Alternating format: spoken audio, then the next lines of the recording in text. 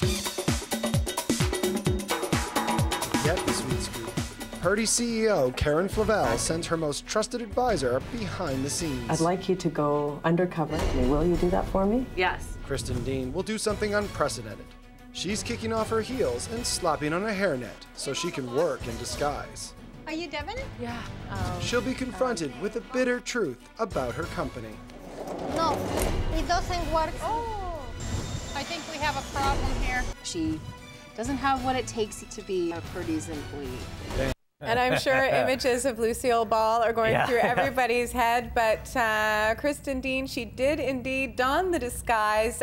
She is from Purdy's Chocolates, and she is here to tell us about Undercover Boss. How are you? Very good, thank you. I am such a huge fan of this show. What was it like for you when you were approached to do this? I watched the show as well, and I'm a huge fan, and I jumped at the opportunity. Working in disguise just intrigued me. It was scary. So I was you go back to being nervous. a kid, right? You're like a disguise. Yay. That'll be Nobody's awesome. gonna know it's me. Yeah. Did you have any input on your disguise? None. So the producers, There you are. The producers come to you, and how did they pitch it to you, the disguise? They try numerous things on. I had different wigs and different looks, and the whole premise is they wanted to try and get me younger than I am, so they wanted this younger, more rocker chick look. And And then you have to make it believable so that the other employees buy into it. And did you have tattoos? Do you? Yeah, I have.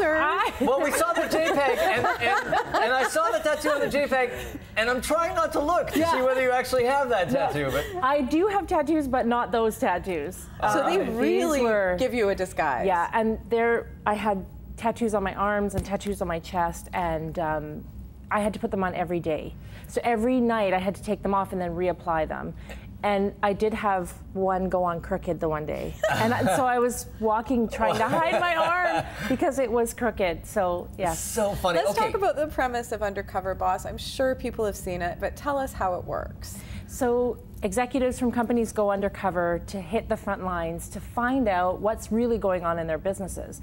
Are employees happy? How are they feeling? Are there things we can be doing better, differently? Is there concerns? Are there challenges? Was there a particular element that motivated you to do this? Was there something that you were really trying to find out as, in particular? Yeah, I grew up in retail, so I haven't been on the retail floor for some time being an executive, but I really wanted to know how the employees were feeling.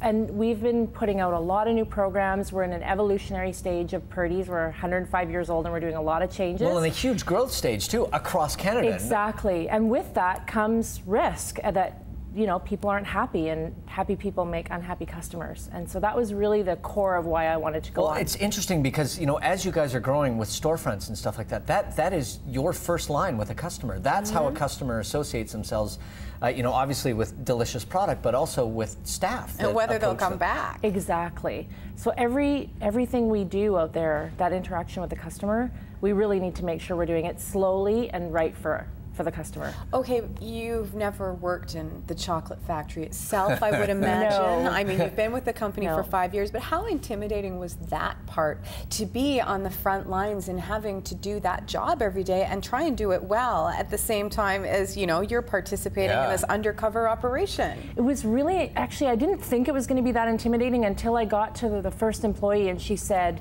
these chocolates are going to our customers and you need to ensure that the quality is to Purdy's standard. And it hit me.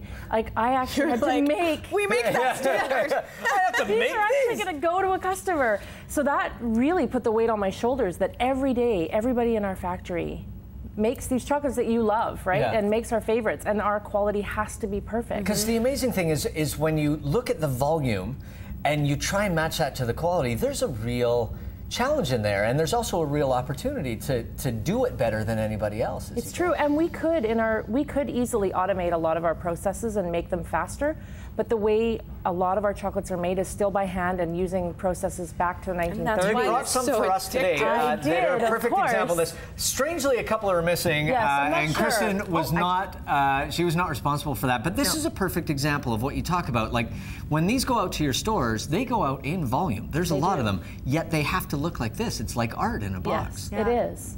And I mean, this is a new recipe from Gary, or his pumpkin truffle and pumpkin caramel. Damn, it's good. Oh, it's so good. And he makes about 150 different recipes in a year, and only about 6 or 8 of them get to you as a customer. So we're constantly looking for new innovative ways to attract customers and keep them. Okay, we don't want to give away your episode. It airs in a couple of weeks, Yes. but we know that this show from past seasons, the American one as well, it is life-changing for people and emotional. Are there tears? Are there changes? What happens? Can you give us a hint? There are definitely changes. There is emotion. I am more emotional than I thought I would be, so you're going to see it from me as well.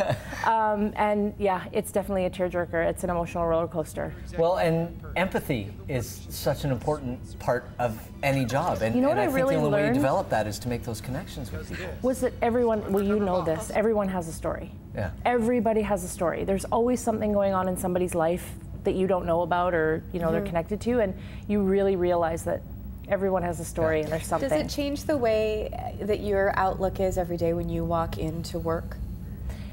It definitely reconfirmed the most important thing about us as our team. And it also, at home, it's made me a lot more attentive to the husband and my 2 kids. Oh, really? Interesting. Yes. And that was based on an experience that people will see on the show. Yeah, because I think you can easily get caught up and you take for granted those moments. And being in disguise for a week allowed me to reflect every day on those moments that are important. How creeped out were your husband and your children by Mummy / wife? Well, maybe your husband liked it. Yeah. I don't know. Wow, it's a younger, more hardcore rocker wife. Yes.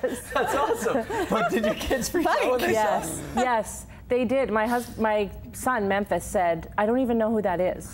Like, he was just, they were just so interested in the whole process. But they had a lot of fun. They're on the episode as well. You get to see a little bit of my personal life. Yeah. So they thought that Very was a lot cool. of fun. Well, thank you cool. so much. And we are huge fans of Purdy's because we grew up with it here. And I got to say that new flavor, Gary, whatever you're doing, keep doing it. Yeah, Gary. Damn dog. If you want to check out Undercover Boss Canada, of course, you can. It's back with 10 new bosses, which are going to be featured. Season 2 kicks off tonight at 9 o'clock on the W Network. And then we've got Kriston's episode on Purdy's Chocolates, which will air on Thursday, September the 20th. Go and try. Are these in stores now? They are. They are Just go, people. unbelievable. Go. We haven't tried the truffle yet. Try truffle as we go to break. We're going to take a break.